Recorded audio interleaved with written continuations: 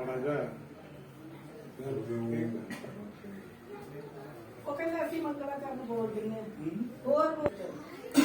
हरिओम हरिओम। ब्रह्म आनंद परम सुखंद केवल ज्ञान मूर्तिमम द्वंद्व अतीत गगन सदृश तत्वमसि आदि लक्ष्यम एक नित्य विमल चल सर्वधि साक्षी भूतम भावा अतीत त्रिगुण रहित सद्गुरु तै नमामि। गुरुर ब्रह्मा गुरुर विष्णु गुरुर्देवो महेश्वरा गुरु साक्षात् परब्रह्म तस्मै श्री गुरुदेवाय नमः। चेतन रूप अनाद अनामे सता मात्र खंड प्रकाशी अचल अनाम अरूप अजूनी अगम अपार अभय अविनाशी नित्य सनातन पुरुष पुरातन परमानंद सर्व सुख राशि एक अखंड निरंजन अद्वय आत्म रूप सवत प्रकाशी निकट न दूर न अंतर बाहर पूर्ण रूप महा आकाशी सत्य स्वरूप निरंतर स्थित आत्म रूप सवत प्रकाशी पूर्ण रूप आकाश विराजे चेतन रूप पवन सुखदाई अग्नि प्रकाश अतीश विशाजे अग्नि प्रकाश अति जल सर्वात्म रूप सहाई स्थित रूप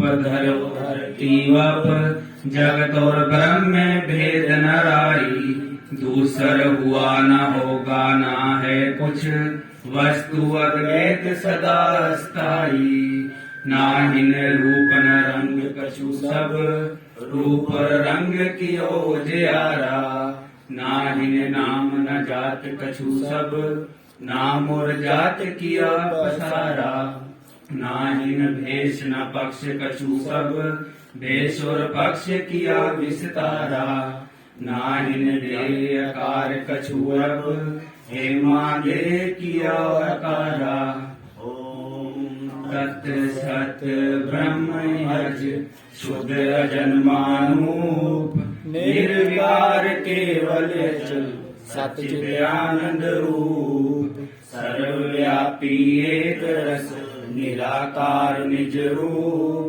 पूर्ण पुरुष अपारी सगल प्रकाश रूप आदि स्थान आधार जग नारायण श्री राम ज्ञान स्वरूप अखंड सर्वयातम नहताम दुख भंजन संकट हरण दीनानाथ दयाल बंधन योग बंधु सकल हितकारी कृपाल विष्णु रूप प्रतिपाल जग सैगुण विराट स्वरूप संहारक शिव रूप सो कारण बिरमा रूप अविनाशी अक्षर अमल शून्य विज्ञान असंग परमात्म पर रूप सो निर्विशेष निरंग दया सिंधु करुणा भवन क्षमा निधि गुण मूल सर्व संग सबते परे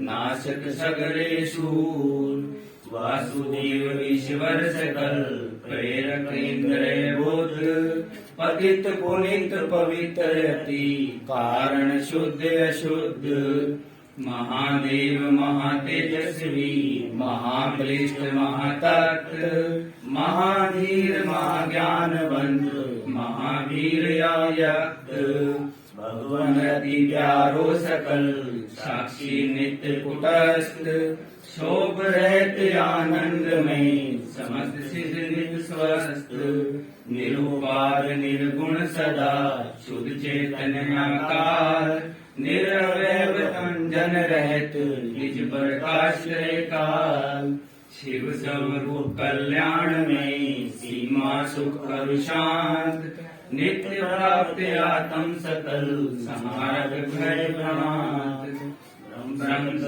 स्तोत्रे पढ़े विचारे सोय हेमराज संशय नहीं ज्ञान मुक्ति लय सोय हेमराज संशय नहीं ज्ञान मुक्ति ले सोए। ओम शांति शांति शांति।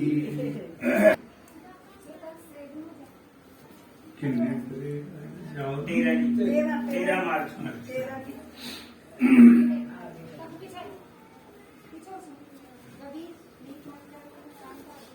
हरिओम तत् सत ब्रह्म।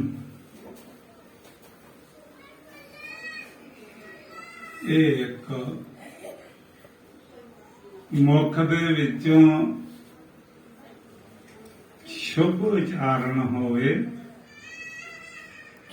ਜੋ ਸਾਡੀ ਪਰੰਪਰਾ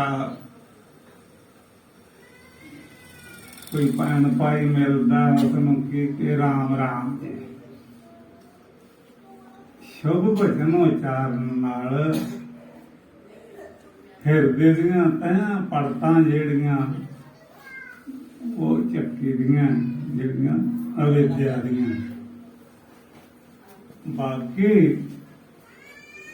ਅੱਜ ਜਿਵੇਂ 13 ਤਰੀਕ ਮਾਰਚ, ਤੇ ਉਹ ਗਿਆਨ ਭਾਈ ਦਾ ਕਾਫੀ ਚਿਰ ਦਾ ਸੰਕਲਪ ਸੀ ਵੀ ਘਰ ਦੇ ਵਿੱਚ ਸਤਸੰਗ ਸਰਵਣ ਕਰਨਾ ਹੈ। ਇਹਨਾਂ ਦੀ ਬਾਤ ਇਹ ਠੀਕ ਹੈ, ਸਤਸੰਗ ਦਾ ਸਰਵਣ ਹੀ ਕੀਤਾ ਜਾਂਦਾ ਬਸ, ਕਿਉਂਕਿ ਕੋਈ ਪਾਉਣਾ ਪਾਉਣਾ ਨਹੀਂ ਹੁੰਦਾ। ਉਹ ਸਤਾ ਬਾਰੇ, ਉਹ ਸਤਾ ਸਭ ਦੇ ਪਹਿਲਾਂ ਹੀ ਕੋਲ ਹੈ। ਇਹਦੇ ਬਾਰੇ ਜਾਣਨਾ ਮਾਨਾ ਵੀ ਨਹੀਂਗਾ। ਜਿਵੇਂ ਕੋਈ ਸੋਇਆ ਪਿਆ, ਉਹਦੇ ਉੱਪਰ ਚਾਦਰ ਓੜੀ ਹੈ, ਕੰਬਲ ਓੜਿਆ, ਇਹ ਤਾਂ ਸਾਨੂੰ ਪਤਾ ਵੀ ਕੋਈ ਸੁੱਤਾ ਪਿਆ। ਉਹ ਕੱਪੜੇ ਦੇ ਵਰਨ ਸੇ ਇਉਂ ਪਤਾ ਨਹੀਂ ਲੱਗਦਾ ਵੀ ਕੌਣ ਸੁੱਤਾ ਪਿਆ। ਤਾਂ ਸੂਝਵਾਨ ਜਾਂ ਜਿਹੜਾ ਹੈ ਉਹ ਕਹਿੰਦਾ ਭਾਈ ਇਹ ਕੌਣ ਹੈ। ਉਹ ਕੱਪੜਾ ਚੱਕਦਾ ਤਾਂ ਨੰਗਾ ਮੁੰਗਾ ਹੋ ਜਾਂਦਾ ਵੀ ਬਾਪੂ ਹੈ, ਬੱਚਾ ਹੈ, ਭੈਣ ਭਰਾ ਹੈ।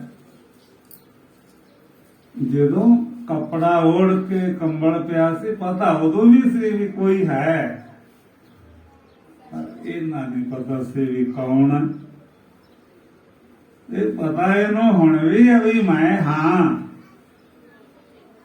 ਇਹ ਜਿੰਨਾ ਚਿਰ ਚਾਦਰ ਨਹੀਂ ਚੱਕੀ ਦੀ ਵਿਦਿਆ ਦੀ, ਉਹਨਾਂ ਚਿਰ ਇਹ ਨਹੀਂ ਮਾਲੂਮ ਪੜਦਾ ਵੀ ਹਾਂ ਤਾਂ ਜ਼ਰੂਰ, ਪਰ ਕੌਣ ਹੂੰ। ਜਿਹੜੇ ਸਾਡੇ ਸੰਤ ਗਿਆਨੀ ਪੁਰਸ਼ ਇਹ ਕੋਈ ਤੁਹਾਨੂੰ ਪ੍ਰਾਪਤ ਨਹੀਂ ਕਰਕੇ ਦਿੰਦੇ।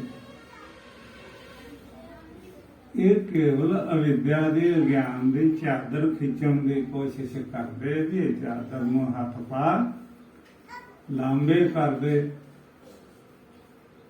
ਅਸੀਂ ਇਹ ਦੇਖਣਾ ਹੁਣ ਆਪਣਾ ਜਿਹੜਾ ਮਾਹੌਲ ਹੈ 50-55 ਸਾਲ ਤੋਂ ਸਮਝੋ ਸਾਡਾ ਇਹ ਚੱਲਦਾ ਹੈ, ਤੇ ਇਹਦੇ ਵਿੱਚ ਅਸੀਂ ਇਸ ਚੀਜ਼ ਨੂੰ ਪਕੜਨਾ ਵੀ ਸਾਡਾ ਨਿਰੋਲਾ ਅਦਵੈਤ ਵੇਦਾਂਤ ਹੈ। ਅਦਵੈਤ ਵੇਦਾਂਤ ਮਾਨਾ ਆਪਣੇ ਆਪ ਦੀ ਪਹਿਚਾਣ। ਜਾਣਨਾ ਦੋ ਪ੍ਰਕਾਰ ਦਾ ਹੁੰਦਾ ਹੈ। ਕਿਵੇਂ ਜਾਣਿਆ ਵੀ ਇਸ ਗਲੀ ਵਿੱਚ ਦੀ ਸਕੂਟਰ ਤੇ ਚੜਿਆ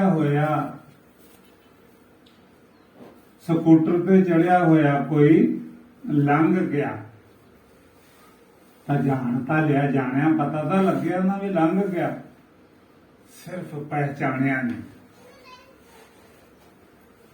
ਆਪਣਾ ਆਪਾ ਕੋਈ ਇਹ ਨਹੀਂ ਕਹਿ ਸਕਦਾ ਕਿ ਮੈਂ ਨਹੀਂ। ਕਿਸੇ ਦੇ ਅੰਦਰੋਂ ਐਸੀ ਆਵਾਜ਼ ਸਫਰਤ ਨਹੀਂ ਹੁੰਦੀ ਕਿ ਮੈਂ ਨਹੀਂ, ਮੈਂ ਨਹੀਂ, ਮੈਂ ਨਹੀਂ। ਵੀ ਜੇ ਮੈਂ ਹਾਂ ਕਹੀ ਜਾ, ਤੇ ਜੇ ਮੈਂ ਨਹੀਂ ਕਹੇਗਾ ਤਾਂ ਵੀ ਹੈਗਾ। ਇਹ ਤਾਂ ਤੇਰਾ ਗਿਆਨ ਸਾਖਸ਼ਾਤ ਹੋ ਰਿਹਾ ਵੀ ਨਹੀਂ ਵੀ ਤਾਂ ਕੋਈ ਕਹਿੰਦਾ ਹੀ ਹੈ। ਇਸ ਵਾਸਤੇ ਇਸ ਗਿਆਨ ਨੂੰ ਪਰੋਕਸ਼ ਤੇ ਆਪਰੋਕਸ਼ ਰੂਪ ਕਰਕੇ ਦੋ ਸੰਗਿਆ ਦਿੱਤੀ ਹੈ। ਜਿਸ ਪ੍ਰਕਾਰ ਹੁਣ ਕੁੜੀਆਂ ਬੀਬੀਆਂ ਭੈਣਾਂ ਨਿਆਣੇ ਸਿਆਣੇ ਬੈਠੇ ਆ,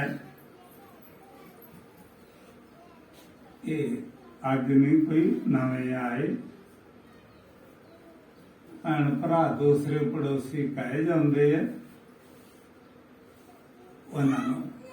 ਉਹਨਾਂ ਦੇ ਮੂੰਹ ਮਲਾਜੇ ਨਾਲ ਸਾਨੂੰ ਇੱਕ ਦੂਸਰੇ ਦੇ ਜਾਣਾ ਹੀ ਪੈਣਾ। ਇੱਕ ਹੁੰਦਾ ਆਪਣੇ ਵਿਗਿਆਨ ਨਾਲ ਜਾਣਾ, ਵੀ ਇਸ ਵਿਸ਼ੇ ਵਸਤੂ ਤੇ ਚਰਚਾ ਹੋਏਗੀ, ਵੀ ਚੱਲੀਏ। ਇੱਕ ਵੀ ਉਹਨਾਂ ਨੇ ਆਖਿਆ ਹੈ ਆਪਣੇ ਸੱਜਣਾ ਪਰਿਵਾਰ ਤੇ ਜਾਣਾ ਹੀ ਪਊਗਾ। ਇੱਕ ਜਾਣਨ ਲਈ ਚਾਹ ਨਾਲ ਆਇਆ, ਇੱਕ ਉਹਦੀ ਮੂੰਹ ਮਲਾਜੇ ਲਈ ਆਇਆ। ਦੋਨਾਂ ਦਾ ਆਉਣਾ ਇੱਕੋ ਜਿਹਾ ਹੀ ਹੈ, ਅਗਲੇ ਦੇ ਘਰੇ ਪਹੁੰਚਣਾ। ਇਸੇ ਤਰ੍ਹਾਂ ਜਿੰਨੇ ਸਾਡੇ ਹੋਰ ਸਥਾਨ ਹੈ, ਇੱਕ ਆਵਵੇਕ ਨਾ ਜਾਂਦੇ ਆ, ਇੱਕ ਵਿਵੇਕ ਨਾ ਜਾਂਦੇ ਆ। ਜੈਸੇ ਇਹਨਾਂ ਪਰਿਵਾਰਾਂ ਦੇ ਵਿੱਚ ਪੂਰਬ ਸੰਤ ਬਣੀਆਂ ਰਾਮ ਜੀ ਆਉਂਦੇ ਜਾਂਦੇ ਸੀ, ਉਹਨਾਂ ਦੀ ਸਿੱਖੀ ਸੇਵਕੀ ਇਹਨਾਂ ਘਰਾਂ 'ਚ ਹੈ।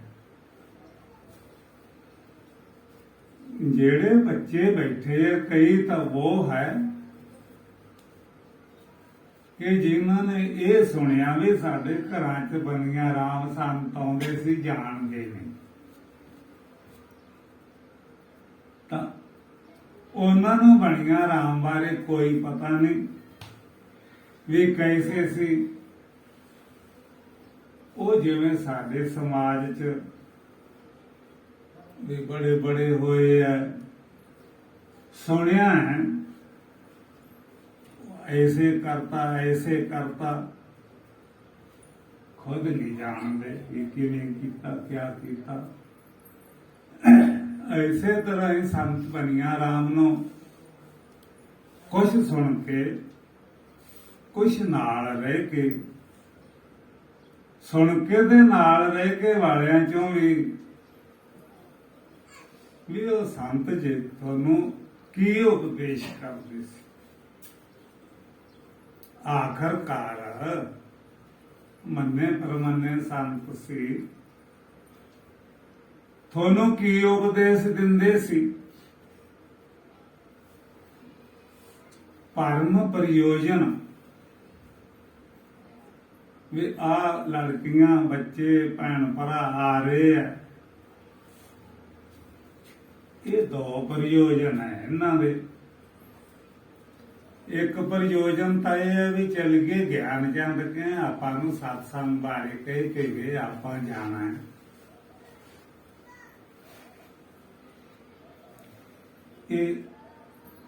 एक परम प्रयोजन है भी जावांगे, जाके परमार्थ बारे कोई बात सुनांगे। प्रयोजन और परम प्रयोजन ਤਾਂ ਇਹ ਹੈ ਵੀ ਜਿਹੜੇ ਸਤਸੰਗੀ ਲੋਕ ਆਉਂਦੇ ਜਾਂਦੇ ਸੰਤਾਂ ਕੋਲੇ ਸੀ, ਵੀ ਸੰਤ ਤੁਹਾਨੂੰ ਜੀਵਨ ਦਾ ਪ੍ਰਯੋਜਨ ਤੇ ਪਰਮ ਪ੍ਰਯੋਜਨ ਕੀ ਬਤਾਉਂਦੇ ਸੀ। ਕਈਆਂ ਨੇ ਸਮਝਿਆ ਹੋ, ਕਈਆਂ ਨੇ ਨਹੀਂ ਵੀ ਸਮਝਿਆ ਹੋਊਗਾ। ਐਸੇ ਤਰ੍ਹਾਂ ਹੀ ਚਲੋ, ਜੇ ਨਹੀਂ ਸਮਝਿਆ कोई आकांक्षा तो हृदय च हो ही ना। ये आकांक्षा जी हृदय की है, इसनों असीं समझना है। कुछ साडे संत सूझवाना ने जिज्ञासा किया, अंत नूं ये आउंदा है कई ज्यादे तौर ते संतां दीयां बाणियां ਉਹ ਗੁਰੂ ਗ੍ਰੰਥ ਦੀਆਂ ਵੀ ਬਾਣੀਆਂ, ਭਾਗਵਤ ਗੀਤਾ ਆਦਿ ਪੁਰਾਣਾਂ ਦੇ ਵਿੱਚ ਵੀ ਇਹ ਬਾਣੀਆਂ, ਜਿੰਨਾ ਚਿਰ ਪੂਰਨ ਹਿਰਦੇ ਦੀ ਜਿਗਿਆਸਾ ਨਹੀਂ। ਇਹ ਹੁਣ ਬਾਣੀ ਚ ਵੀ ਆਇਆ ਕਿ ਨਾਰਦ ਕਹੇ ਸੁਣੋ ਧਰੁ ਬਾਲਕ ਭਜਨ ਮਾਹੇ ਲਪਟਾਨਾ।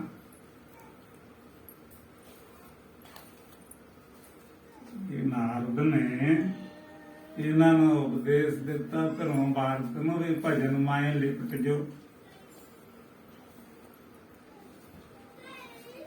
ਕੁਝ ਚੀਜ਼ਾਂ ਐਸੀਆਂ ਬਿਨਾ ਇੱਛਾ ਤੋਂ ਬਿਨਾ ਖਿੱਚ ਤੋਂ ਤੁਸੀਂ ਚਿੱਕੜ ਮੇ ਲਿਪਟ ਜੋ ਤਾਂ ਲਿਬੜ ਜਾਓਗੇ। ਕਿਸੇ ਗੰਧ ਸੁਗੰਧ ਵਾਲੀ ਚੀਜ਼ ਨਾਲ ਲਿਪਟ ਜਾਓ ਤਾਂ ਤੁਹਾਡੇ ਹੱਥ ਸਰੀਰ 'ਚ ਗੰਧ ਪਕੜੀ ਜਾਓ। ਕੁਝ ਚੀਜ਼ਾਂ ਐਸੀਆਂ ਹਨ ਕਿ ਜਿੰਨਾ ਮਰਜੀ ਲਿਪਟੀ ਜਾਓ ਉਹ ਆਪਣੇ ਆਪ ਹਿਰਦੇ 'ਚ ਨਹੀਂ ਵੜਦੀਆਂ। ਜਿੰਨੀ ਅਨਾਤਮ ਵਸਤੂ ਹੈ, ਇੱਥੋਂ ਤੁਸੀਂ ਚੱਲੋ ਸ਼ਹਿਰ ਦੇ ਵਿਚਾਲੇ ਤੀਕ ਪਹੁੰਚ ਜਾਓ, ਕੋਈ ਖੱਬੇ ਪਾਸਿਓਂ ਕੋਈ ਸੱਜੇ ਪਾਸਿਓਂ ਲੋਕ ਭੈਣ ਭਰਾ ਸਕੂਟਰ ਕਾਰਾਂ ਪਸ਼ੂ ਪੰਛੀ ਲੰਘੀ ਜਾਂਦੇ, ਅਸੀਂ ਤੁਰੇ ਜਾਂਦੇ ਆ, ਉਹ ਸਾਡੇ ਮੂਹਰ ਦੇ ਲੰਘ ਕੇ ਅੱਗੇ ਲੰਘੇ ਜਾਂਦੇ, ਅਸੀਂ ਵੀ ਲੰਘੀ ਜਾਂਦੇ। ਉਹ ਸੰਸਕਾਰ ਛੱਡਦੇ ਜਾਂਦੇ ਆ ਵੀ ਯਾਰ ਇੱਧਰ ਨਾ ਹੁੰਦੇ, ਰੇੜੇ ਵਾਲੇ ਨੇ ਵਿੱਚ ਹੀ ਮਾਰਨਾ ਸੀ, ਸਕੂਟਰ ਵਾਲਾ ਐਂ ਕਰ ਗਿਆ, ਉਹ ਉੱਥੇ ਹੈ ਨਹੀਂ। ਇਹ ਅਨਾਤਮ ਚੀਜ਼ਾਂ ਹੈ, ਇਹ ਤੁਹਾਡੇ ਮੂਹਰੇ ਸੰਸਕਾਰ ਛੱਡਦੀਆਂ। ਹੁਣ ਤੁਸੀਂ ਇੱਥੇ ਸਤਸੰਗ ਸਰਵਣ ਕਰਨ ਆਏ ਆ, ਇਹ ਗਲੀ 'ਚ ਪੜੋਸ ਥੋੜਾ ਜਿਹਾ ਰੌਲਾ ਪੈ ਜੇ ਤਾਂ ਰੌਲਾ ਆ ਯਾਰ ਕਿਹਦਾ ਰੌਲਾ। ਸਤਸੰਗ ਸਰਵਣ ਕਰਦਿਆਂ ਦੇ ਵੀ ਰੌਲਾ ਤੁਹਾਡੇ ਸੰਸਕਾਰ ਪਾ ਜਾਓ। ਤੁਹਾਡੀ ਇੱਛਾ ਨਹੀਂ ਰੌਲਾ ਸੁਣਨ ਦੀ, ਉਹ ਰੌਲਾ ਹੋਇਆ ਜਿਹੜਾ ਤਾਂ ਵੀ ਹਿਰਦੇ 'ਚ ਸੰਸਕਾਰ ਛੱਡ ਜਾਓ। ਵੀ ਸੁਣਨ ਗਏ ਸਾ ਯਾਰ ਪੜੋਸੀਆਂ ਨੂੰ ਉੱਥੇ ਬੜਾ ਰੌਲਾ ਪਾਇਆ, ਜਾਂ ਕੋਈ ਇੱਥੇ ਢੋਲ ਢਮਕੇ ਤੇ ਨੱਚਦੇ ਟੱਪਦੇ ਜਾਂਦੇ ਆ, ਵੀ ਉਹ ਛੋਟੇ ਨਿਆਣੇ ਸੀ ਵੀ ਬੜਾ ਨੱਚਦੇ ਸੀ, ਜਵਾਕ ਵੀ ਹਟ ਗਏ, ਢੋਲ ਢਮਕੇ ਵਾਲਾ ਵੀ ਗਿਆ। ਉਹ ਸੰਸਕਾਰ ਤੁਹਾਡੇ 'ਚ ਜਾਗਰੂਕ ਫੇਰ ਹੁੰਦਾ। ਅਸੀਂ ਇਸ ਚੀਜ਼ ਨੂੰ ਵੇਖਣਾ ਵੀ ਢੋਲ ਢਮਕੇ ਵਾਲੇ ਵੀ ਲੰਘ ਕੇ, ਕੋਈ ਰੌਲੇ ਵਾਲੇ ਵੀ ਹਟ ਕੇ, ਉਹ ਰੌਲੇ ਨੂੰ ਕੌਣ ਪਕੜ ਰਿਹਾ ਹੈ, ਉਹ ਕਿਸਮੇ ਸਮਾਉਂਦਾ ਹੈ। ਇਹ ਹੈ ਵੀ ਇਹ ਤਾਂ ਵੀ ਸਾਨੂੰ ਰੌਲਾ ਰੱਪਾ ਤਾਂ ਬਿਨਾਂ ਹੀ ਗੱਲ ਤੋਂ ਸਮਝ ਲਾਂਗੇ, ਪਰ ਇਹ ਤਾਂ ਖੋਜਣਾ ਪਊ। ਤਾਂ ਜਿਹਨੂੰ ਅਸੀਂ ਸੱਤ ਬੋਲਦੇ ਹਾਂ, ਵੀ ਜਿਵੇਂ ਇੱਥੇ ਲੜਾਈ ਹੋ ਗਈ ਪੜੋਸ 'ਚ, ਲਾਲਾ ਹੋਈ, ਉਹਦੇ ਸੰਸਕਾਰ ਪੈ ਗਏ, ਤੇ ਲਾਠੀ ਸੋਟਾ ਚਲਾਉਂਦੇ ਵੇਖ ਲਏ ਉਹ ਵੀ ਪੈ ਗਏ ਵੀ ਯਾਰ ਕਿਵੇਂ ਇੱਕ ਦੂਜੇ ਦੇ ਲਾਠੀਆਂ ਮਾਰਨ ਆਉਂਦੇ ਸੀ। ਵੇਖੇ ਜਦੋਂ ਤੁਸੀਂ ਰਾਮ ਵਾਗਰੂਆਂ ਨੇ, ਜਿਹੜਾ ਰਾਮ ਵਾਗਰੂ ਉਹਦੇ ਵੀ ਸੰਸਕਾਰ ਪੈ ਜਾਂਦੇ ਹਿਰਦੇ 'ਚ, ਵੀ ਲਾਲ ਕੇ ਕਾਲਾ ਕੇ ਗੋਰਾ ਕੇ ਉੱਚਾ ਕੇ ਲੰਮਾ। ਸੱਤ ਵਸਤੂ ਦਾ ਸੰਸਕਾਰ ਨਹੀਂ ਪੈਂਦਾ, ਪਰ ਸਾਰੀ ਜ਼ਿੰਦਗੀ ਰਗੜਾ ਰਗੜੀ ਕਰੀ ਜਾਓ ਰਾਮ ਰਾਮ ਰਾਮ। ਉਹ ਸੰਸਕਾਰ ਤਾਂ ਅਨਾਤਮਾ ਵਸਤੂ ਦੇ ਪੈਂਦੇ, ਭਾਵੇਂ ਇੱਕ ਵਾਰੀ ਵੇਖ ਲਓ। ਹਿਰਦੇ 'ਚ ਅਨਾਤਮ ਵਸਤੂ ਦੇ ਸਭ ਦੇ ਸੰਸਕਾਰ ਹੈ। ਕਿਸੇ ਦਾ ਘਰ ਵੇਖ ਲਿਆ ਵੀ ਬਹੁਤ ਵਧੀਆ ਬਣਾਇਆ, ਮੱਝ ਵੇਖ ਲਈ ਬੜੀ ਵਧੀਆ। ਜਿਹਨੂੰ ਤੁਸੀਂ ਰਾਮ ਵਾਹਿਗੁਰੂ ਆਨੇ ਆ, ਅੱਲਾ ਖੁਦਾ ਜਾਂ ਕੋਈ ਹਰਿਓਮ, ਉਹਦਾ ਵੀ ਸੰਸਕਾਰ ਹੈ ਕਿਸੇ ਦੇ ਹਿਰਦੇ 'ਚ। ਇਹ ਸੱਚ ਭਾਏ ਹੈ ਕਿਸੇ ਦੇ ਨਹੀਂ, ਕਿਉਂਕਿ ਇਹ ਕਾਹਤੋਂ ਨਹੀਂ। ਇਹ ਪਿੱਛੇ ਮੈਂ ਤੁਹਾਨੂੰ ਦੱਸਿਆ ਵੀ ਜਿਹੜੀਆਂ ਅਨਾਤਮ ਦੀਆਂ ਚੀਜ਼ਾਂ ਪਾਣੀ 'ਚ ਛਲਾਂਗ ਮਾਰ ਜੋ, ਪਾਣੀ ਗਿੱਲ ਛੱਡ ਜੋ। ਚੀਕੜ 'ਚ ਛਲਾਂਗ ਮਾਰੀ, ਮਲ ਛੱਡ ਜੋ। ਕੋਈ ਹੋਰ ਚੀਜ਼ ਹੈ, ਹੋਲੀ ਦਾ ਰੰਗ ਕਿਸੇ ਨੇ ਮਾਰਿਆ, ਕੱਪੜਿਆਂ ਤੇ ਚੜ ਜੋ। ਤੇ ਜਿਹੜਾ ਆਤਮਾ ਦਾ ਰੰਗ ਹੈ, ਇਹ ਚੜੇ ਕਿਹਦੇ ਤੇ? ਰੰਗ ਆਪ ਹੀ ਰੰਗ ਆ, ਤੇ ਆਪ ਹੀ ਚੜਨਾ ਤੇ ਆਪ ਹੀ ਚੜਾਉਣ ਵਾਲਾ। ਇੱਥੇ ਰੰਗ ਨਹੀਂ ਚੜਦਾ ਜਿਹੜਾ ਅਸੀਂ ਕਹੀ ਜਾਂਦੇ ਵੀ ਸਤਨਾਮ ਸਤਨਾਮ। ਵੀ ਅੱਜ ਤੇ ਬਈ ਚੜਿਆ ਹਿਰਦੇ 'ਚ, ਕੋਈ ਰੰਗ ਵੀ ਰੰਗ ਤੇ ਚੜਦਾ। ਰੰਗ ਤਾਂ ਕੱਪੜੇ ਤੇ ਮੁੱਠੀ ਚ ਲਾਈਏ ਤਾਂ ਚੜਦਾ, ਤੇ ਰੰਗ ਤੇ ਰੰਗ ਨਹੀਂ ਚੜਦਾ, ਭਾਵੇਂ ਰੰਗ ਦਾ ਢੇਰ ਲਾ ਦਿਓ। ਇਹ ਸਾਨੂੰ ਵਿਚਾਰਨਾ ਪਊ ਵੀ ਸਤ ਉਹ ਵਸਤੂ ਕੀ। ਜਿਵੇਂ ਬੱਚੇ ਬੱਚੀਆਂ ਸਾਰੇ ਜਾਣਦੇ ਕਿ ਅੱਜ ਕੱਲ ਸਕੂਲਾਂ 'ਚ ਵੀ, ਪਹਿਲਾਂ ਵੀ ਸੀ, ਖੇਡਾਂ ਚੱਲੀਆਂ। ਤੇ ਇੱਕ ਖੇਡ ਹੈ ਜਿਹਨੂੰ ਕਬੱਡੀ ਬੋਲਦੇ। ਉਹ ਕਬੱਡੀ ਖੇਡਣ ਵਾਲੇ ਇੱਕ ਹੀ ਕਾਲਜ ਦੇ, ਸਕੂਲ ਦੇ, ਪਿੰਡ ਦੇ ਬੱਚੇ 2 ਗਰੁੱਪ ਬਣ ਜਾਂਦੇ। ਉਹ ਇੱਕ ਦੂਜੇ ਤੇ ਪ੍ਰਹਾਰ ਕਰਦੇ, ਉਹਨੂੰ ਛੂਹਣ ਦਾ, ਪਕੜਨ ਦਾ, ਉਹ ਛੁੱਟਣ ਦਾ। ਤਾਂ ਇੱਕ ਪਾਸੇ ਮੁੰਡੇ ਨੂੰ ਕਿਹਾ ਵੀ ਜਾ ਵੇ ਤੂੰ ਇੱਧਰ ਕਬੱਡੀ ਪਾ ਕੇ ਆ। ਉਹ ਜਾਂਦਾ ਹੈ, ਕਬੱਡੀ ਕਬੱਡੀ ਕਬੱਡੀ ਕਰਦਾ ਜਾਂਦਾ ਹੈ, ਤੇ ਇੱਧਰ ਉੱਧਰ ਘੁੰਮ ਕੇ ਆ ਜਾਂਦਾ ਹੈ। ਜਿਹੜਾ ਕਬੱਡੀ ਦੀ ਖੇਡ ਕਰਾਉਂਦਾ ਹੈ, ਉਹ ਸੀਟੀ ਮਾਰਦਾ ਵੀ ਨਹੀਂ, और फिर भी उन्हें के दोबारे जा, उन्हें फिर कबड्डी कबड्डी किया, आके वापस मुड़ गया। उन्हें पुछो उन्होंने खाते च कोई नंबर जुड़िया? जदों कबड्डी कबड्डी करते ने किसी नूं छूया ही नहीं, खाली गया कबड्डी करता, खाली मुड़िया या। ते साडा राम राम भी कबड्डी कबड्डी है, जदों किसी नूं छूंदा नहीं। ये खाली ये मुड़े आउंदा, सारी जिंदगी करी जा। जिन्हों कबड्डी कबड्डी आने हैं, वो सामने वाले खिडारी नूं टच करना है, ते जिन्हों तुसीं राम राम वागरू आने नूं टच हुंदा है, टच तो नहीं, फिर नंबर तो खाली है। कबड्डी कबड्डी करी जा सारे जीवन च। देखना है अखे मूर्ख गणत गणाए, झगड़ा पाया। नहीं जी, गुरुद्वारा वध गया, मंदिर नहीं चंगा, मसीत वध गया, गुरुद्वारा नहीं चंगा, गिरजा घर वध गया है, बनिया राम का मंदिर नहीं चंगा, नामदेव का वध गया। ये मूर्खां की गिनती है, ये झगड़े आ। आखे मूर्ख गणत गणाए, झगड़ा पाया,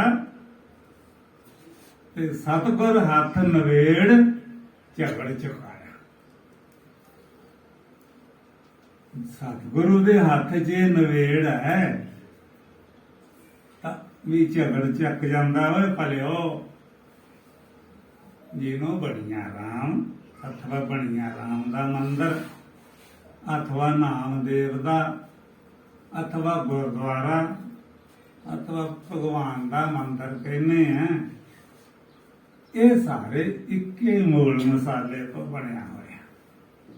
नीचे धरती है, धरती जो इट्टां कड्डियां थप के मिट्टी दियां, ते धरती दे पक्कियां हो गईयां, वो मंदिर बना लिया।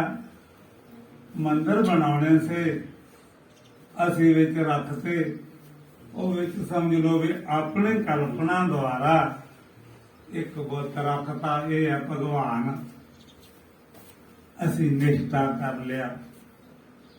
ਤੇ ਜਦੋਂ ਸਾਰਿਆਂ 'ਚ ਮੰਦਰ ਹੈ, ਕਿਸੇ ਦਾ ਵੀ ਬੁੱਤ ਮਿੱਟੀ ਦਾ ਹੀ ਬੁੱਤ ਹੈ, ਤੇ ਇਹਦੇ 'ਚ ਝਗੜੇ ਦੀ ਕੀ ਲੋੜ ਹੈ? ਕਿਸੇ ਦਾ ਥੋੜਾ ਜਿਹਾ ਵੱਡਾ ਹੈ, ਕਿਸੇ ਦਾ ਥੋੜਾ ਜਿਹਾ ਛੋਟਾ ਹੈ। ਤੇ ਇਹ ਜਿਹੜੇ ਮੰਦਰ ਹੈ ਇਹ ਕਿੱਥੋਂ ਨਿਕਲੇ ਆ? आकाश के मिथ्या सफरण से वायु निकले, वायु के सफरण से अग्नि निकले, अग्नि के सफरण से पानी दरवत होया, ते पानी के सफरण से जड़ भूत होकर के मिट्टी पृथ्वी बन गई। पृथ्वी दे विचों घाह फूस निकलिया, वो घाह फूस खा के आ बैठे आ कंधां नाल। ਜਿਹੜੇ ਉਸ ਘਾਹ ਫੂਸ ਚੋਂ ਹੀ ਨਿਕਲੇ ਆ, ਤੇ ਮੰਦਰ ਦੀਆਂ ਇੱਟਾਂ ਕਿੱਥੋਂ ਨਿਕਲੀਆਂ? ਉਹ ਨਹੀਂ, ਘਾਹ ਫੂਸ ਚੋਂ। ਇਹ ਉਹ ਮੰਦਰ ਨੂੰ ਇਹ ਨਹੀਂ ਪਤਾ ਵੀ ਕੌਣ ਆਇਆ ਸੀਗਾ ਪ੍ਰਣਾਮ ਕਰ ਗਿਆ, ਕਿ ਕੌਣ ਆਇਆ ਉਦਾਂ ਹੀ ਮੁੜ ਗਿਆ। ਇਹ ਮੰਦਰ ਦੇ ਵਿੱਚ ਜਿਹੜਾ ਭਗਵਾਨ ਹੈ ਇਹ ਜਾਣਦਾ ਵੀ ਹੈ ਯਾਰ, ਚਾਲਬਾਜ਼ੀ ਨਾ ਆਇਆ, ਰਸਮ ਪੂਰੀ ਕਰਨ ਆਇਆ, ਇਹ ਨਮਸਕਾਰ ਕਰ ਗਿਆ ਕਿ ਮਜ਼ਾਕ ਕਰ ਗਿਆ। ਇਸ ਨੂੰ ਪਤਾ ਹੈ, ਉਹਨਾਂ ਮੰਦਰਾਂ 'ਚ ਭਗਵਾਨ ਨੂੰ ਨਹੀਂ ਪਤਾ। ਇੱਥੇ ਤੁਹਾਡੇ ਹੀ ਰੱਖੇ ਪੈਸੇ, ਜੇ ਕਿਸੇ ਨੇ ਚੱਕ ਲਏ ਤਾਂ ਤੁਸੀਂ ਉਦੋਂ ਹੀ ਵੇਖ ਲਓਗੇ, ਤੇ ਜੇ ਕੋਈ ਰੱਖ ਗਿਆ ਤਾਂ ਵੀ ਵੇਖੀ ਜਾਂਦੇ ਆ ਵੀ ਰੱਖ ਗਿਆ। ਉਸ ਭਗਵਾਨ ਨੂੰ ਨਹੀਂ ਪਤਾ। ਜੇ ਇਹ ਪਤਾ ਹੀ ਲੱਗਦਾ ਤਾਂ ਗੋਲਕਾਂ ਚੋਰੀ ਕਿਉਂ ਕਰਨ? ਇਹ ਹੈ ਵੇਖੋ ਪਛਾਣੋ ਵੀ ਹਰੀ ਔਰ ਹਰੀ ਦਾ ਮੰਦਰ ਕਿਹੜਾ? ਆਹ ਹੀ ਤਾਂ ਮੰਦਰ ਹੈ ਜਿਹਦੇ ਚ ਹਰੀ ਸਾਖਸ਼ਾਤ ਬੋਲ ਰਿਹਾ ਹੈ, ਹਰੀ ਸੁਣ ਰਿਹਾ ਹੈ ਕਿ ਇਹ ਸਭ ਲੈਂਦਾ ਸਭ ਦੇਖਦਾ, ਕਿਉਂ ਮੁੱਕਰ ਪਾਇਆ ਜਾਏ? ਮੁੱਕਰ ਜੂਗਾ ਕੋਈ? ਉਹ ਮੰਦਰ ਹੈ ਜਿਹੜੇ, ਇਹ ਵੀ ਤੁਹਾਨੂੰ ਮੈਂ ਥੋੜਾ ਜਿਹਾ ਦੱਸਣਾ ਚਾਹਣਾ ਵੀ ਇਹ ਕਿਉਂ ਬਣਾਏ ਸੀ। ਇਹ ਥੋੜੀ ਜਿਹੀ ਐਸੀ ਸੀਗੀ, ਸਾਡੇ ਪੁਰਖਿਆਂ ਗਿਆਨੀ ਪੁਰਸ਼ਾਂ ਮਹਾਤਮਾ ਦੀ ਰਹੁ ਰੀਤ ਕਿ ਇਸ ਮਨੁੱਖ ਜਿਹੜਾ ਜਿਵੇਂ ਅਗਨੀ ਦੀਆਂ ਲਾਟਾਂ ਨਿਕਲਦੀਆਂ, ਜਿਹੜਾ ਬਾਹਲਾ ਨੇੜੇ ਹੋ ਜੇ ਤਾਂ ਉਹਨੂੰ ਦਾਹ ਕਰ ਦਿੰਦੀਆਂ, ਤੇ ਇੱਕ ਉਜਾਲਾ ਨਿਕਲਦਾ, ਇੱਕ ਊਸ਼ਣਤਾ ਪੈਦਾ ਕਰਦੀਆਂ ਕਿ ਤੁਹਾਡਾ ਅਗਨੀ ਦੇ ਨਾਲ ਸੰਬੰਧ ਕੋਈ ਨਹੀਂ ਹੋਇਆ, ਤੇ ਨਾ ਤੁਹਾਡੇ ਤੋਂ ਉਹਦਾ ਪ੍ਰਕਾਸ਼ ਚੱਕ ਕੇ ਲਗੇ, ਜਿੱਥੇ ਅਗਨੀ ਮੱਚਦੀ ਚਾਨਣ ਦਾ ਉੱਥੇ ਰਹਿ ਗਿਆ। ਜੇ ਉਹਦੇ ਚ ਹੱਥ ਜਾਂ ਕੋਈ ਚੀਜ਼ ਸਿੱਟ ਦਿੰਦੇ ਤਾਂ ਉਹਨੂੰ ਦਾਹ ਕਰਦੀ,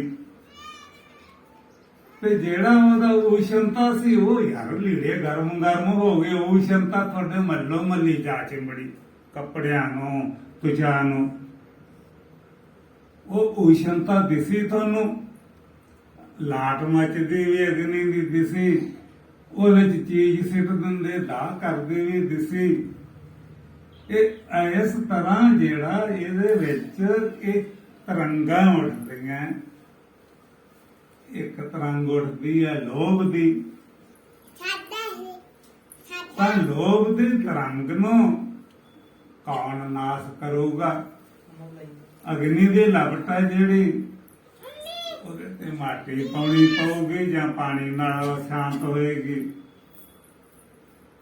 ਜਿਹੜੀ ਲੋਭ ਦੀ ਤਰੰਗ ਹਿਰਦੇ ਚ ਉੱਠਦੀ ਹੈ, ਇਹ ਕਾਦੇ ਨਾਲ ਸ਼ਾਂਤ ਹੋਏਗੀ? ਜਾਂ ਤਾਂ ਹੁੰਦੀ ਅੱਗੋਂ ਭੈ ਹੋਵੇ ਵੀ ਚੱਕ ਲੋ ਯਾਰ ਸੋਨੇ ਦੀ ਮੂਰਤੀ ਪਈ ਹੈ, ਤੇ ਦੂਜਾ ਦਾ ਉੱਤੇ ਬੰਦੂਕ ਵਾਲਾ ਪਹਿਰੇ ਵਾਲਾ ਹੈ, ਵੇਖ ਲੈ ਚੱਕ ਕੇ, ਫਿਰ ਉਹ ਸ਼ਾਂਤ ਹੋ ਜਾਂਦੀ ਭੈ ਦੇ ਨਾਲ। ਤਾਂ ਇਹ ਹੈ ਤਰੰਗਾਂ ਉੱਠਦੀਆਂ ਅੰਦਰੋਂ। ਵੇਖੋ ਵੀ ਇਹ ਤਰੰਗਾਂ ਕੀ ਆਦੀਆਂ। ਅਸੀਂ ਤਜਰਬਾ ਕੀਤਾ ਹੈ ਆ ਨਿਆਣੇ ਫਿਰਦੇ ਆ ਜਿਹੜੇ ਸਾਨੂੰ ਵੀ ਇੰਨੇ ਚਿਰ ਏਡੀ ਉਮਰ ਦੇ ਡੇਰਿਆਂ 'ਚ ਪਾਇਆ ਸੀ।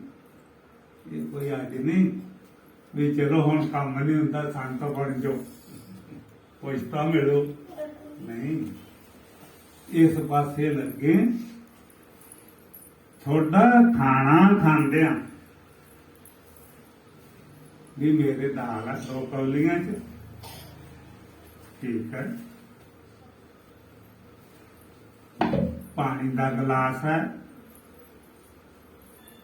ਇੱਕ ਵਾਰੀ ਤੁਸੀਂ ਵੇਖਿਆ ਇਸ ਕੌਲੀ 'ਚ ਦਾਲ ਸਬਜ਼ੀ ਹੈ ਤੇ ਬੁਰਕੀ ਭਿਗੋ ਕੇ ਦਾਲ ਸਬਜ਼ੀ 'ਚ ਮੂੰਹ ਵੱਲ ਲਿਜਾਨੇ ਆ ਤੇ ਜਿਹੜਾ ਵਿਵੇਕ ਆ ਹੋਰ ਕਿਤੇ ਇੰਨੇ ਚਿਰ 'ਚ ਨਿਕਲ ਜਾਂਦਾ। ਤੁਹਾਨੂੰ ਇਹ ਯਾਦ ਹੀ ਰਹਿੰਦਾ ਵੀ ਮੈਂ ਰੋਟੀ ਖਾਣਾ, ਮੈਂ ਰੋਟੀ ਖਾਣਾ, ਇਹ ਗਿਆਨ ਹੋਈ ਜਾਂਦਾ। ਰੋਟੀ ਖਾਂਦੇ ਨੂੰ ਕਿਹਨੂੰ ਗਿਆਨ ਹੁੰਦਾ? ਇੱਕ ਵਾਰੀ ਥਾਲੀ ਵੇਖੀ ਹੈ ਮੁੜ ਕੇ ਬੁਰਕੀ ਨਹੀਂ ਯਾਦ, ਤੇ ਕਿਸੇ ਨੇ ਪੁੱਛਿਆ ਕਿਵੇਂ ਦਾਲ ਲੂਣ ਠੀਕ ਹੈ, ਫਿਰ ਇੱਥੇ ਬਿਰਤੀ ਟਕਾ ਕੇ ਜਦੋਂ ਉਹ ਬੁਰਕੀ ਲਓ, ਹਾਂ ਠੀਕ ਹੈ ਲੂਣ ਤਾਂ, ਤੇ ਪਹਿਲਾਂ ਬਿਨਾਂ ਮੂੰਹ ਖਾ ਗਿਆ। ਖਾਣ ਨੂੰ ਜਦੋਂ ਕਿਰਿਆ ਕਰ ਮਿੰਦੇ ਨਾ ਚੱਕੀ ਜਾਂਦਾ ਸੀ, ਵਿਵੇਕ ਕਿੱਥੇ? ਐਂ ਤੁਹਾਡਾ ਹਰੀਓਮ ਆ, ਹਰੀਓਮ ਆ। ਜਿੱਥੇ ਹਰੀਓਮ ਦੀ ਆਵਾਜ਼ ਹੁੰਦੀ ਇੱਥੋਂ ਵਿਵੇਕ ਟਿਕਦਾ। ਸੱਚ ਤਾਂ ਇਹ ਹੈ ਵੀ ਮਈਆਂ ਨੂੰ ਵੀ ਪੱਠੇ ਪਾਉਂਦਾ, ਆਪਣੇ ਬੁਰਸ਼ ਬੁਰਸ਼ੀ ਵੀ ਕਰਦਾ ਤੇ ਹਰੀਓਮ ਵੀ ਕਰੀ ਜਾਂਦੇ ਆ। ਕਿ ਵੀ ਉਹ ਕਿਹੜੀ ਚੀਜ਼ ਹੈ ਕਿ ਜਿਹੜੀ ਯਾਰ ਤੈਨੂੰ ਟਿਕਣੀ ਨਹੀਂ ਦਿੰਦੀ। ਇੱਥੋਂ ਹੈ ਵੀ ਮੈਂ ਵਿਚਾਰੋ ਕਿ ਜਿਹੜਾ ਟਿਕਦਾ ਨਹੀਂ ਗਾ ਉਹ ਕੌਣ ਹੈ ਤੇ ਜਿਹੜਾ ਹਿੱਲਦਾ ਨਹੀਂ ਗਾ ਉਹ ਕੌਣ ਹੈ? ਇਹ ਵਿਚਾਰਨਾ ਪਊਗਾ।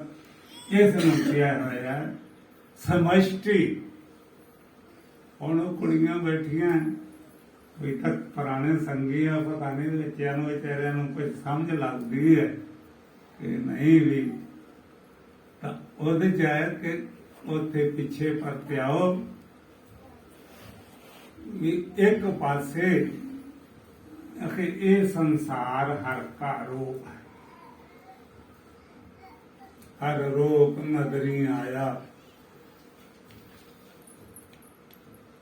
ਇੱਕ ਪਾਸੇ ਤਾਂ ਸੰਤਾਂ ਦੇ ਸਾਰਾ ਕੁਝ ਹਰੀ ਦਾ ਰੂਪ ਹੈ ਤੇ ਦੂਜੇ ਪਾਸੇ ਉਹ ਹੀ ਸੰਤ ਕਹਿੰਦੇ ਕਿ ਕੋੜ ਰਾਜਾ, ਕੋੜ ਪਰਜਾ, ਕੋੜ ਸਭ ਸੰਸਾਰ, ਕੋੜ ਕਾਇਆ, ਕੋੜ ਕੱਪੜ, ਕੋੜ ਰੂਪ ਅਪਾਰ।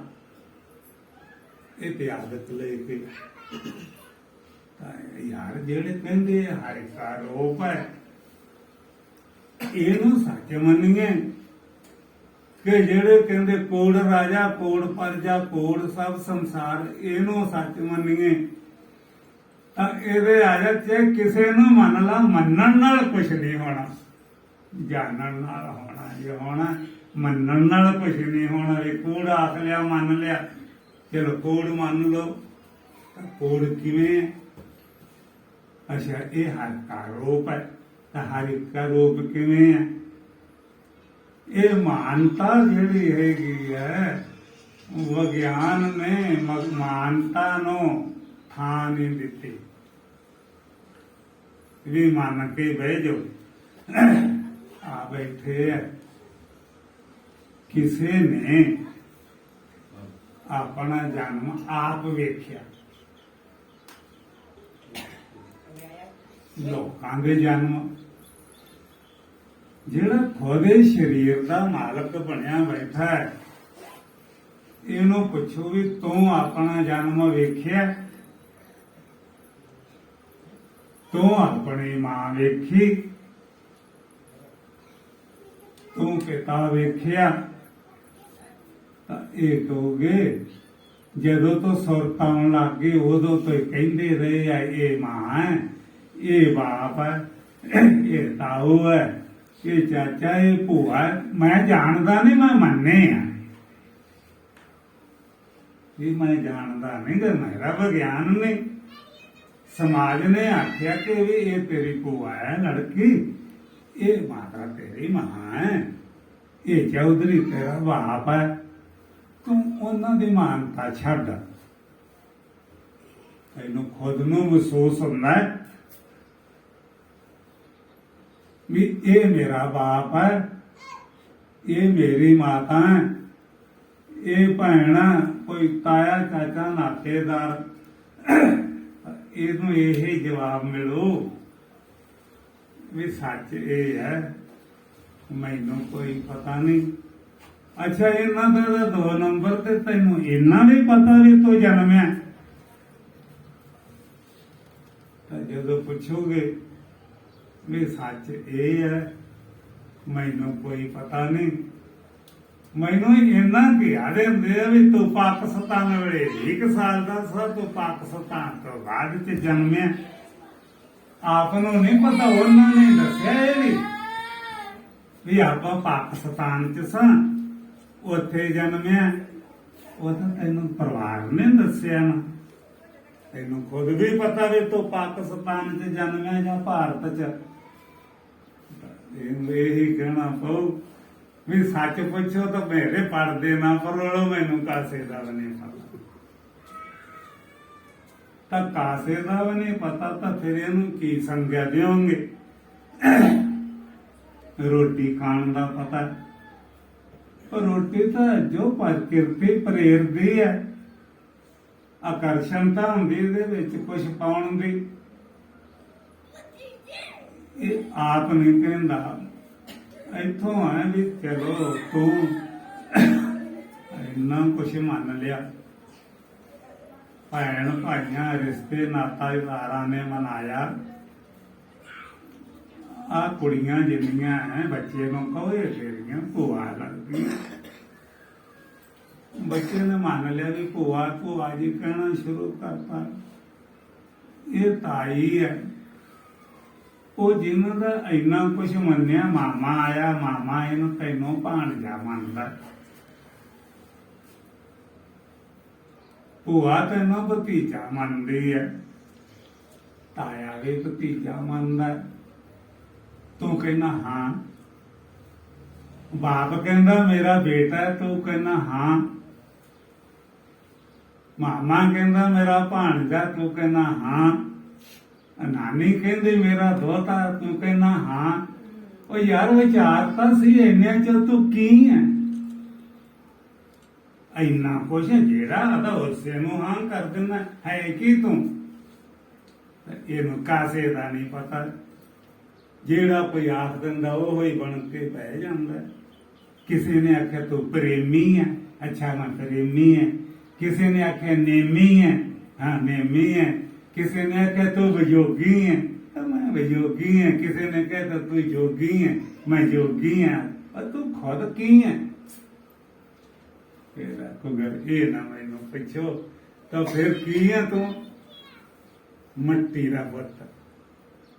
ਇਸ ਵਾਸਤੇ ਸਾਡੇ ਸੰਤ ਲੋਕਾਂ ਨੇ ਆਖਿਆ ਇਹ ਮਿੱਟੀ ਦੇ ਬੁੱਤ ਦੇ ਵਿੱਚ ਇੱਕ ਐਸੀ ਚੀਜ਼ ਹੈ ਜਿਹਦੇ ਨਾਲ ਓਲੇ ਹੋਈ, ਅਗਰ ਉਸਨੂੰ ਪਹਿਚਾਨ ਲੈ ਤਾਂ ਤੂੰ ਅਮਰ ਹੋ ਜਾਏਗਾ। ਇਸ ਜਿਸ ਜਗਤ ਦੇ ਵਿੱਚ ਤੂੰ ਬੈਠਾ, ਇਹ ਜਗਤ ਤੇਰੇ ਵਿਗਿਆਨ ਦੇ ਵਿੱਚ ਐ ਹੋ ਜਾਏਗਾ ਜਿਵੇਂ ਕੋਈ ਚੀਜ਼ ਮੁੱਠੀ 'ਚ ਪਕੜੀ। ਉਹ ਸਰਦਾਰ ਰਾਮ ਸਾਡੇ ਨਾਲ ਸਤਸੰਗ ਕਰਦਾ ਸੀ, ਉਹ ਇਹ ਬਾਤ ਕਹਿ ਦਿੰਦਾ ਕਿ ਬ੍ਰਹਮ ਗਿਆਨੀ ਦੀ ਮੁੱਠੀ 'ਚ ਜਗਤ ਹੈ, ਖੋਲਦਾ ਤਾਂ ਬਣ ਜਾਂਦਾ, ਬੰਦ ਕਰਨਾ ਤਾਂ ਜਗਤ ਕਿੱਥੇ। ਵੀ ਯਾਰ ਐ ਸੱਚੀ ਗੱਲ ਨਹੀਂ, ਇਹ ਸੱਚੀ ਹੈ। ਇਹਦੇ ਤੇ ਕੁਝ ਖਰਚਾ ਨਹੀਂ ਆਉਂਦਾ। ਵੇਖੋ ਮੱਝ ਲਿਆਓ, ਉਹ ਨਹੀਂ ਗਰੀਬ ਖਰੀਦ ਸਕਦਾ। ਕੋਈ ਬਿਜ਼ਨਸ ਕਰੇ, ਪੈਸਾ ਕਿੱਥੋਂ ਲਓ? ਇਹ ਉਹ ਚੀਜ਼ ਹੈ ਨਾ ਇਹਦੇ ਤੇ ਕੋਈ ਖਰਚਾ ਆਉਂਦਾ, ਨਿਤ ਪ੍ਰਾਪਤ ਹੈ ਤੁਹਾਡਾ ਆਪਣਾ ਆਪ। ਜਿੰਨਾ ਚਿਰ ਵੀ ਤੇਰੇ ਅੰਦਰ ਪਰਮਾਤਮਾ ਹੈ, ਇਹ ਜਿੰਨੇ ਧਰਮੀ ਲੋਕ ਹੈ ਵੀ ਤੇਰੇ ਯਾਰ ਅੰਦਰ ਹੀ ਹੈ ਸਭ ਕੁਛ। ਮੈਨੂੰ ਕੀ ਪਤਾ ਕਿ ਜਿਹਨੂੰ ਇਹ ਬੋਲਦਾ ਕੋਈ ਵੀ ਤੇਰੇ ਅੰਦਰ ਹੀ ਸਭ ਕੁਝ ਹੈ ਤਾਂ ਤੈਨੂੰ ਕੀ ਸਮਝ ਕੇ ਆਦਾ? ਤੈਨੂੰ ਆ ਹੱਡ ਮਾਸ ਦਾ ਥੈਲਾ ਸਮਝ ਕੇ ਆਦਾ ਵੀ ਇਹਦੇ ਵਿੱਚ ਖਾਦਾ ਹੋਇਆ ਅੰਨ, ਪੀਆ ਹੋਇਆ ਪਾਣੀ, ਉਹਨਾਂ ਦਾ ਭੋਗ ਬਣਿਆ ਮਾਲ ਮੂਤਰ, ਇਹਦੇ ਚ ਨਾੜੀਆਂ ਤੇ ਇਹਦੇ ਚ ਹੱਡੀਆਂ, ਇਤੀ ਆਦਤ ਲੈ ਕੇ ਸਭ ਕੁਛ ਹੈ। ਠੀਕ ਹੈ, ਤੇ ਜਿਹੜਾ ਮੈਂ ਕਰਦਾ ਉਹ ਕਿੱਥੇ ਰਹਿੰਦਾ? ਜਿਹੜਾ ਮੈਂ ਇਹਦੇ ਚ ਕਰਦਾ, ਜਿਹੜੀ ਮੈਂ ਦੀ ਆਵਾਜ਼ ਕਿਸੇ ਭੈਣ ਭਰਾ ਨੂੰ ਬੁਲਾ ਲਓ, ਕਿਸੇ ਲੜਕੀ ਨੂੰ ਬੇਟਾ ਇੱਧਰ, ਉਹ ਕੁੜੀ ਬੋਲੇਗੀ ਮੈਨੂੰ ਆਖਿਆ, ਹਾਂ ਬਈ ਤੈਨੂੰ ਆਖਿਆ। ਮੈਂ ਆਵਾਂ, ਮੁੰਡੇ ਨੂੰ ਕਹੋ ਕਾਕਾ ਇੱਧਰ ਆਈ, ਮੈਂ ਆਵਾਂ ਜੀ, ਵੀ ਤੂੰ ਆਪ ਨੂੰ ਆ ਮੰਨਦਾ, ਇਹ ਤਾਂ ਨਹੀਂ ਸੁਣਦਾ। ਜਿਹੜਾ ਨੂੰ ਇਹ ਸਪੁਰਤ ਹੁੰਦਾ ਹੈ ਵੀ ਮੈਂ ਆਵਾਂ ਮੈਨੂੰ ਆਖਿਆ, ਉਹਨੂੰ ਪਹਿਚਾਣਦੇ ਆ।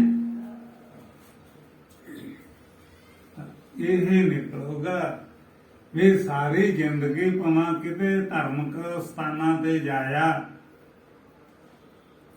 ਇਹ ਧਰਮ ਸਥਾਨਾਂ ਤੇ ਨਹੀਂਗਾ। ਆਸੇ ਪਾਸੇ ਸੜਕ ਦੇ ਖੇਤਾਂ 'ਚ ਕਿਤਨੇ ਦਰਖਤ ਹੈ, ਦਰਖਤਾਂ ਦੇ ਵਿੱਚ ਲੱਕੜੀਆਂ ਕਿੰਨੀਆਂ, ਉਹ ਸਾਰੇ ਦਰਖਤ ਦੇ ਵਿੱਚ ਅਗਨੀ ਹੈ। ਇਹ ਤੁਹਾਨੂੰ ਪਰੋਕਸ਼ ਰੂਪ ਸੇ ਪਤਾ ਹੈ ਵੀ ਇਹ ਸਾਰੇ ਦਰਖਤ ਅਗਨੀ ਦੇ ਭਰੇ ਹੈ। ਤੇ ਰੋਟੀ ਪਕਾਉਣੀ ਹੈ ਤਾਂ ਜਾ ਕੇ ਦਰਖਤ ਨਾਲ ਠੱਪ ਦਿਓ, ਕਿ ਜਦੋਂ ਸਾਰੇ ਦਰਖਤ ਚ ਅਗਨੀ ਹੈ, ਆਪੇ ਗਰਮ ਹੋ ਕੇ ਪੱਕ ਕੇ ਰੋਟੀਆਂ ਮੁੜ ਕੇ ਲਾ ਲਿਆਇਓ। ਜਦੋਂ ਇਹਦੇ ਚ ਅਗਨੀ ਹੈ ਤੇ ਇਹ ਕੋਈ ਮੁਕਰਦਾ ਵੀ ਦਰਖਤ ਚ ਅਗਨੀ ਹੈ ਨਹੀਂ।